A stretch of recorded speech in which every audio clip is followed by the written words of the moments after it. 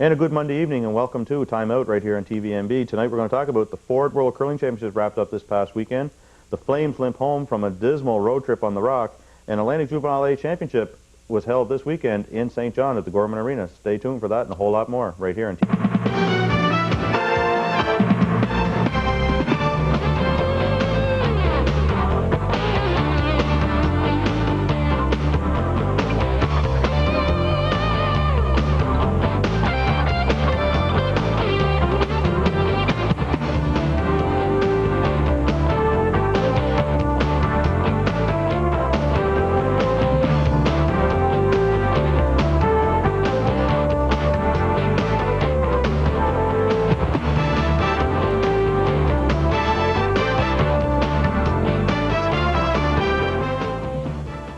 And a good Monday evening. I'm Barry Johnson sitting in for Jim Hennessy, who is out on marriage meetings, I guess, because he's getting married this summer in June. So I'm happy to host the show tonight. I'm along with Bruce McDonald. Nice to have you here, Bruce. Good to be here again, Barry.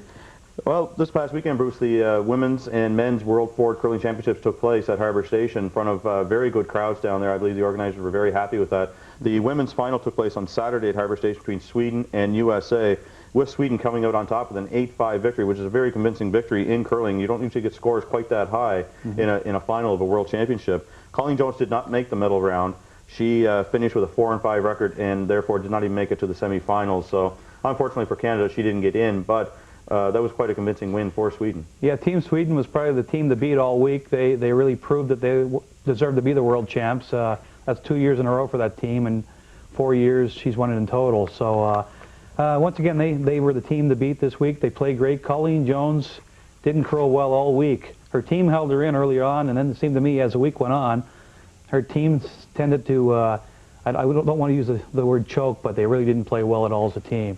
And there's a fact that, a little known fact on TV, since 1979 when the Women's World Championships have been staged, in 20 years, there's been 2 teams on the women's side for Canada that haven't made the playoffs. Colleen Jones in 1982, Colleen Jones in 1999.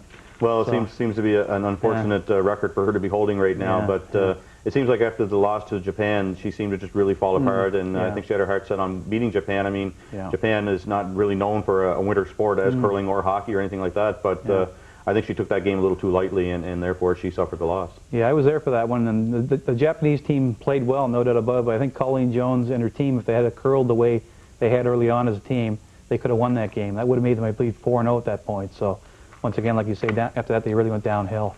Sunday afternoon, the men's final took place at Harbour Station between Canada's Jeff Stoughton and Scotland's Hammy McMillan. What else would it be other than a Mick of some sort coming out of Scotland? Yeah. But it was a very entertaining game on Sunday afternoon.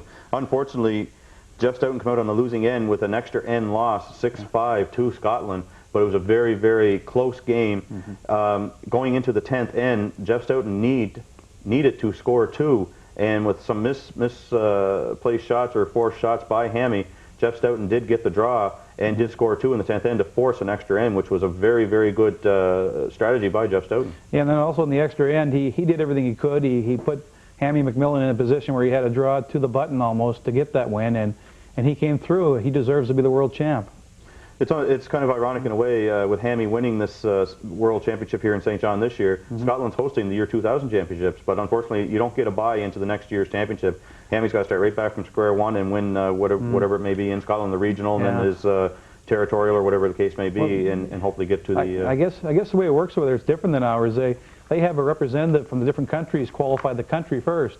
Then they have a regional playoff in their own country to decide who's going to represent that particular country. So... I also feel it's a little bit easier for those guys over there to make it through than it is through Canada. You know, you have probably 10 or 20 teams in each province that are as good as any team from any other country in the world, to be honest.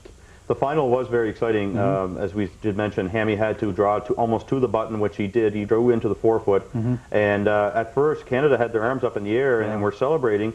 And then as Hammy got up there and started sweeping on that rock, there was 4 of them sweeping very hard on that rock. And the next thing you know, you see Scotland's arms going up, and then Canada still got their arms up. And Jeff Stoughton, once he seen Hammy get on there, and he said the rock kind of just took off a little bit once the other broom got on there. And he said then he knew for sure that, you know, I didn't win my second world championship. Yeah, when that rock was first let go, I really felt that it didn't have the speed on it either to make it through to the 4-foot where it had to end up there.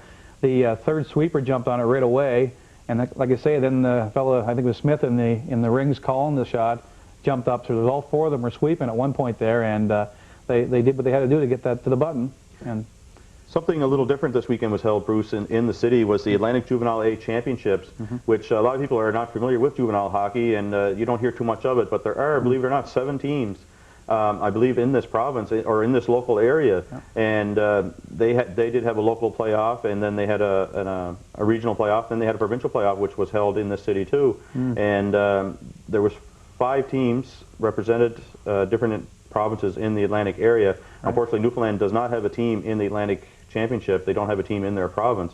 And the teams represented here were 2 from PEI, which were Charlottetown and Morel, 1 from Nova Scotia, which was Cole Harbour, and 2 from New Brunswick, which was the host team, the St. John Sports Plus, and the finalist in the provincial final was the KV Sabres. And we did get a final, was Charlottetown over Cole Harbour 4-1. It was pretty good hockey. We watched a little bit of it on Friday night, and we had some questions as to what juvenile hockey was all about, the age group. Like I said, we don't hear too much about juvenile hockey. It's 18, 19, 20-year-olds. In the initial stages, Bruce, a lot of people didn't know this, that there was no contact in juvenile hockey. And we briefly talked to Diane Warner about that, and they pushed very hard to try and get contact hockey in, because, as she said in the interview, you get kids coming out of midget AAA or Bantam A or midget A or high school that play contact hockey for probably the last maybe 5 years of what hockey they did play. Then they got to go into a game where I can't hit this guy when I go into the corner, or an open ice. It'd be very difficult for them. It is difficult, but the good thing about the juvenile league in our city here is it gives some of these fellows a chance to continue playing hockey. The ones that mightn't be quite good enough to play junior A or junior B can continue on and play a good competitive level of hockey. Once again, I didn't know too much about the league myself either up until recently. I know they don't get the best ice time at the local rinks to play, and in order, if you want to play in that league and you want to coach it, you have to be really dedicated to hockey for sure. So we do, like I said, have an interview with Diane Warner, which is on the committee to bring the Atlantic Championship into St. John. So we're going to roll to that clip right now. And give us a brief rundown as to what went on behind the scenes to get this championship going here in St. John. A lot of hard work with the parents. Support's been phenomenal. The kids are fantastic. We had no ice time in New Brunswick. All the ice closed on March 28th. John Richardson, who's the president of St. John Youth, and myself went to Common Council to request an extension for 2 weeks. What they did was kept the Gorman Arena open for 2 weeks for this tournament alone. You're dealing with 16 to 20-year-olds or 18, 19, 20-year-olds? 18, 19, 20-year-olds. Okay, juvenile hockey is kind of new to a lot of people in the city. It was around years ago, and I do believe that it was a non-contact sport. What have you people done to bring juvenile hockey into the city and also to get the contact back into it? What we did is we started under District 5 with non-contact. It was a completely recreational hockey. We had a president's meeting, conference calls and whatnot last year. All the presidents and coaches in the juvenile division agreed to put contact in. So as of January 10th last year, we had full contact. So a lot of these kids coming out of high school, midget AAA, whatever league they might have been in, midget A, Bantam AAA or Bantam A, were used to contact. So you people probably figured that was a good idea to put contact, leave it with contact, or try and get contact back into it. Well, we found that without the contact, there was a lot of stick work. The kids didn't know. They were spending a lot of time in the penalty box because they were used to the contact. At this age group, I think if you watch the games here, you'll see that, yeah, contact makes for a better game. What provinces are represented here this weekend? This weekend we have Prince Edward Island. We have Charlottetown, which are the provincial champions for Prince Edward Island. We have Morel, which are the finalists. We also have Cole Harbour, which is representing Nova Scotia as their finalists. And we have KV Sabres from as the New Brunswick representatives, and St. John Sports Plus as provincial champions. How many teams are in New Brunswick in the Juvenile League? Right now, there are 10 teams in the province. We have 3 up towards Moncton Way, which is it's Kent South, Riverview, and Hillsborough. And then in our own league, we had 7 teams, which was Fredericton, Moncton, 2 from St. John, Lancaster, KV Sabres, and Hampton. With the large population that we have here in St. John, it was a good idea to get a juvenile league going because they had nothing else for these kids to play. If they couldn't make senior, well, they went to the East-West Suburban League, which some of them aren't really that big to play in that league. It's a rather rough league. How well was this league taken with the public? It's not, it's just starting to take hold. We are 3 years in the making right now. It took 2 years before that to get it started. We're just starting to be recognized as a league, and that the caliber of hockey is still there. Fan support has been kind of up and down a little bit, I imagine, through the year? The fan support, well, we've been very fortunate. We probably got the most parent support in the province. Come to our games, most of the parents are there every game. But trying to get other support, we still got to make it known a little bit better and publicize a little bit more. And thanks to people like you, we're getting it done. Well, good luck this weekend with the organizational part of it, and good luck in the future. Okay, great. Thank you.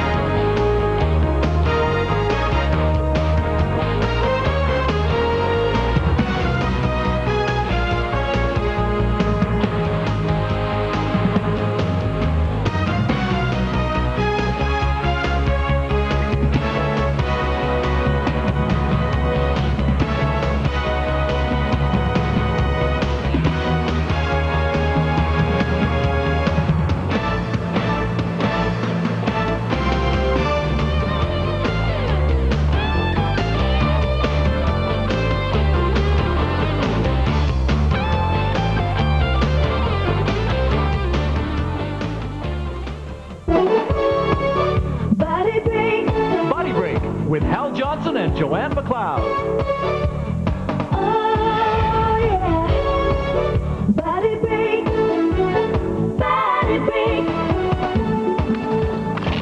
If you can walk, you can cross-country ski. Well, it's not quite that simple. However, you can learn the basic stride and be gliding in no time. Hal and I have been on and off skiers for several years, and finally last year bought some equipment. Now we look forward to the first snowfall and the change it brings to our regular exercise routine. This sport is an ideal activity for the whole family. And don't worry about the kids. They'll catch on quickly. See, children, they go out and do the best they can. Now, getting you and your family skiing helps to avoid that cabin fever that can sometimes set in over the winter. And many centers offer lessons and programs for adults and children to improve your skiing skills. The gliding motion is the single most important technique you need to learn. It's the main means of propelling your body forward.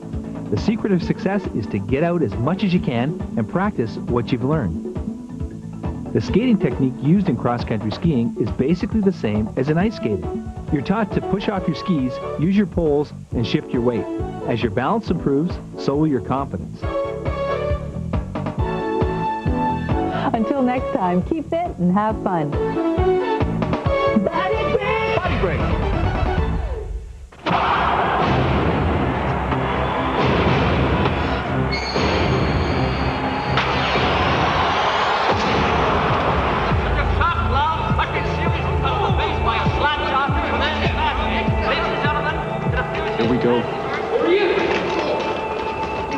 do this, Jacques. It's never been done before. Mr. Blake. You can't see down with that thing. Mr. Blake. Jacques, what? They're coming. Hold them up. Find something.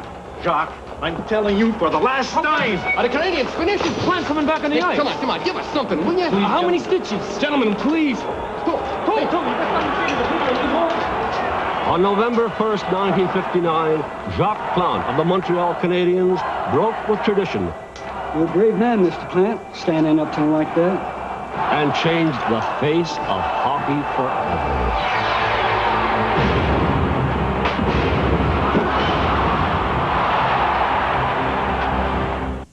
And welcome back at Time Out here on TVMB. I'm Barry Johnson along with Bruce McDonald. The Flames limp home after a dismal road trip to the Rock on the weekend, suffering a humiliating 9-1 loss on Friday night. And then they suffered a 3-2 loss, which was a little closer with Jaguar and net on Saturday night. Friday night was a rather entertaining game probably to watch and probably just as much to listen to. I was unfortunately tied up and couldn't listen or watch anyway. Rick Vaive gets tossed. There's 5 fights in the game. I believe one was 2 seconds into the game, another one 5 seconds into the game. Obviously just a big farce. Rick Vaive was trying to use a little intimidation factor against the Leaf players. That's not going to work against the Leafs. And right there now, it's really now with the Flames, or with St. John's winning those 2 games, Fredericton winning 2 games in Fredericton against Lowell, we have a logjam at the top of the Atlantic Division with 3 teams tied for 77 points in the Atlantic Division. So St. John's going to be hosting Fredericton on Thursday, and then hosting 2 games back-to-back against Lowell on the weekend. This is going to be a very important week for Lowell this coming week. Yeah, should be interesting to see how those games against Lowell go next weekend, because I really believe that the Flames would prefer to play them in the first round of the playoffs right now. They're probably the only team in the division right now. They're playing worse than the Flames. So we'll see how hard they play in those last 2 games of the regular season against Lowell.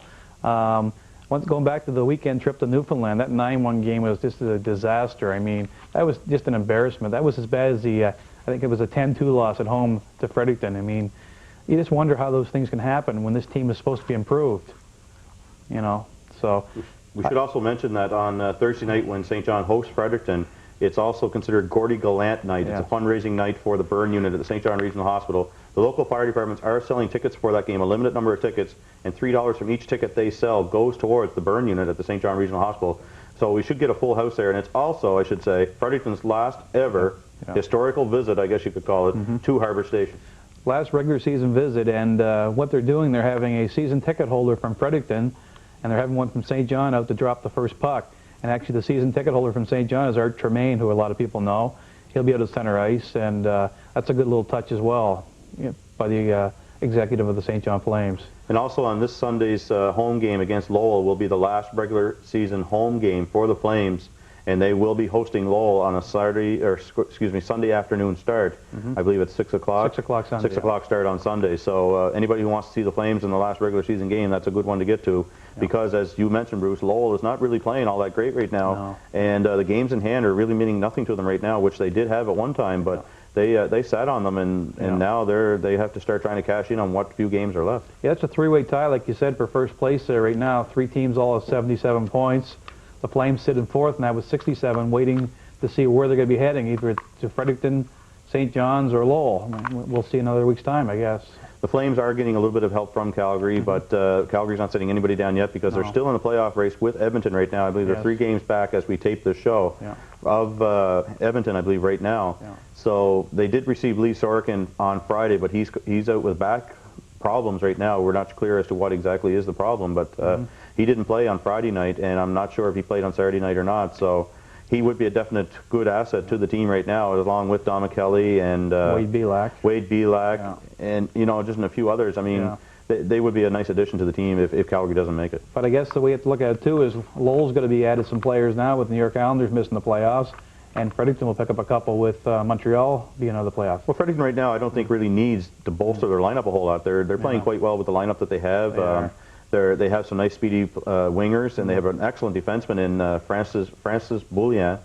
And he did receive the top defensive player in their team awards on Saturday night, which I did go up to the game and was on Saturday Night Sports on Saturday night. So I don't know, with Bouillon, he's a real good defenseman. He's obviously a plus on their team right now. And Fredericton, I don't know if they can really benefit a whole lot from anybody coming down from Montreal. Just one guy. Jose Theodore. Jose Theodore, sorry, I forgot all about that. I'm not a Montreal fan, so I don't follow those guys at all. I mean, so he could make a difference, take them right through this division, to be honest. I mean, he's well, I'm telling you, Matthew Garon, after watching him put on a goaltending clinic on Saturday night, he stopped 43 shots of 44. Yeah. And he put on a real good goaltending clinic. Both goaltenders did. Mark MacArthur of Lowell put on a real good clinic. And if he happens to play on Saturday night here in St. John, he's an entertaining goaltender to watch. He didn't play, or Marcel Cousineau was backstopping him that night, and MacArthur really did play well. And it was only a 2-1 loss for Lowell, but it was still a real good game. Well, MacArthur played here earlier in the season, and he shut us out. I think he made about 50 saves one night in a 2 or 3-0 win, maybe 4-0 for Lowell.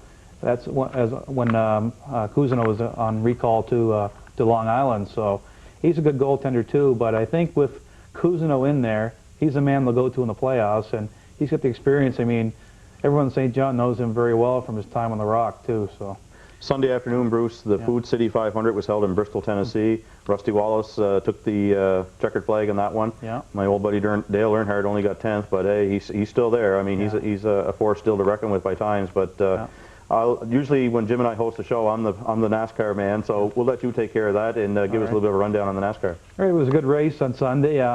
Once again, Rusty Wallace dominated the race. He led 422 out of the 500 laps. Mark Martin came on late and finished second, and I'm very happy. I had that in my Jamie Hargraves NASCAR pool, first and second, so that should maintain my first place standing there. Dale Jarrett raced well, finished third. There was 10 cars in the lead lap, and Earnhardt was the last one on the lead lap. But that happens on a track like that, which is only half a mile in length. So overall, a good race. I mean, I'll be honest, I don't enjoy the short tracks as much as the super speedways, but there was lots of bang and crash, several accidents, and lots of entertainment, really. There was a great crowd on hand there, too, but it looked like maybe it might have been a rain delay earlier in the day. They did have some rain showers going on there, but they did get the race off, and it turned out to be a nice, beautiful day down in Bristol, Tennessee on Sunday afternoon. Yes, it did. It was about 20 minutes late starting, and once again, the clouds disappeared, and it was a sunny afternoon after that. It took all the rubber off the track, really, and it probably helped the drivers. I understand, Bruce, this past weekend, junior baseball had some meetings, and I believe you attended those meetings? Yeah, we had a meeting in Fredericton on Thursday for the New Brunswick Junior Baseball League, and we've got a new president this year. Bernie Desmond stepped down, and David O'Toole's the new president, also a St. Johner. And I've been the statistician for the league for the past 2 years, and I'm going to be the secretary-treasurer and statistician again this year. Basically, we have one division this year, 7 teams. We have Woodstock, Fredericton, St. John, Expos, which is Vic Fitzgerald's midget team, moving up to junior this year. And we have the team that used to be the St. John Condors. I believe they're going to be called the St. John O'Leary Shamrocks this year. And we have Chatham, Newcastle, and Moncton for the 7-team league. It's good ball, and we'd like to see more support out this summer. When does the league start? It looks like it's going to be May 16th. The first home games for the St. John teams, I believe, will be Tuesday. I think it is May 25th. From what I see on the Miramichi, I was up last weekend. Their games are going to be a little later if May 16th is the opener, so obviously some of the games will be home dates for the southern teams, obviously, because the field I don't think is going to be quite dry enough in the Miramichi because there's still a little bit of snow left up there, and it's going to take a while to dry up. Yeah, we haven't finalized the schedule yet, but we work around that type of thing, whichever teams will tell us if their fields are going to be ready, or, a lot of times Newcastle and Chatham are a little bit later getting their home games started, to be honest. So that, like I say, it might be 2 or 3 weeks later for them, but the season in the St. John area will be beginning on the 25th. Any word to when St. John is going to start some of their dry land training and their workouts? I guess the O'Leary Shamrocks are out now, I believe. I'm not sure when the Expos are getting out, but it should be very shortly. Anyone who wants to play junior ball, contact Dick Fitzgerald with the Expos or Kevin Ferguson with the O'Leary Shamrocks. Any word on senior ball, what's going to take place now this year with the senior team?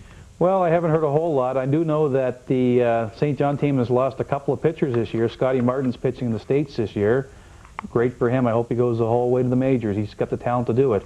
And Jay McGee is out in Western Canada working, and it doesn't look like he's going to be back. So that leaves the senior team with Kevin Martin and Timmy Moore as the aces now, and hopefully they'll be able to bring up a few junior pitchers to round off the roster. But, they'll still be strong. They have a lot of talent there.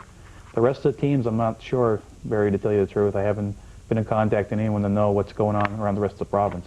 Speaking of along the lines of senior hockey, the word around Fredericton when I was up Saturday night was that a lot of them are getting quite anxious some of them are getting quite anxious to watch senior hockey in the capital again, and therefore the rivalry between St. John and Fredericton, whether it's either AHL or senior or maybe even junior, they don't really care. As long as there's a rivalry between St. John and Fredericton, which I think has been going on for a few years anyway, a lot of them are happy. And a lot of them also said that I will not support senior hockey. I've watched AHL hockey. I've been an AHL hockey season ticket holder for X amount of years, and I just don't think that senior hockey is going to really take the place of it. But those are the ones that will eventually go back and say, yeah, I want to go watch some senior hockey. So.